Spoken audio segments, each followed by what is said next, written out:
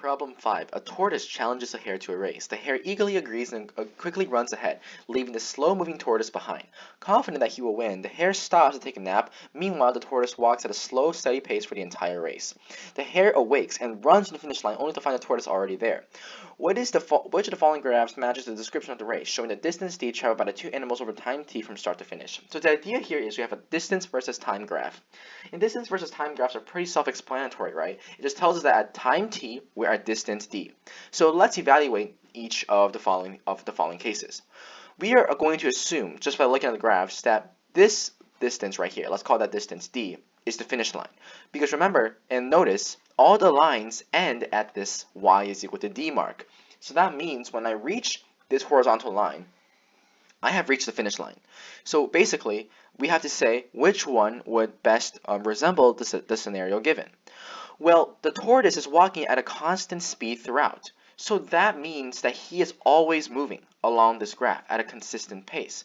When I have a distance versus a time graph, what does the slope of this line represent?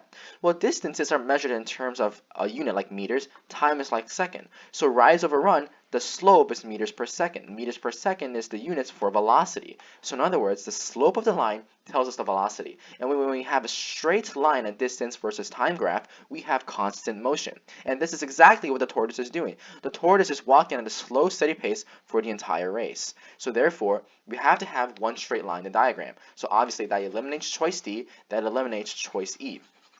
Now let's consider A, B, and C. What is the one stark difference between all of them? The difference here is the ending points. Look at the ending points. For the straight line, we know the straight line must represent the tortoise, right? So I'll put that in red with T, and the zigzag must represent the hare.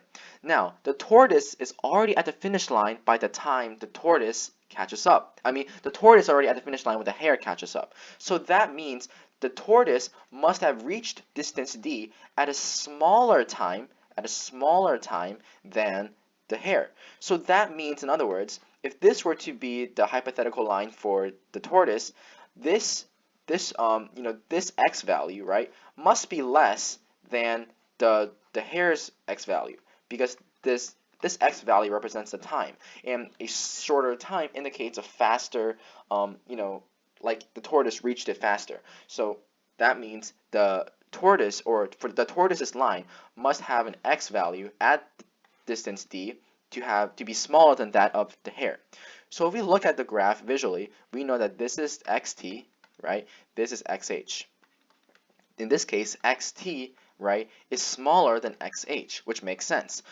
And the same goes for this one. But can we say the same thing for choice A? We can't, because obviously this point right here indicates that xt is larger than xh, meaning that the tortoise reached the finish line at a later time than the hare, which is not what we want, so cross out choice A. So finally we have B and C.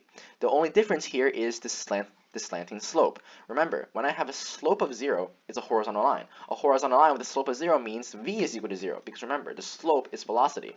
So the velocity is 0, that means I'm not moving. And we know that the hare fell asleep, and when it's sleeping, it's not moving. So obviously we must have a slope of 0. But in choice C, we have a slant. So that's not slope of 0, so it can't be choice C. It has to be choice B, and choice B is indeed our final answer.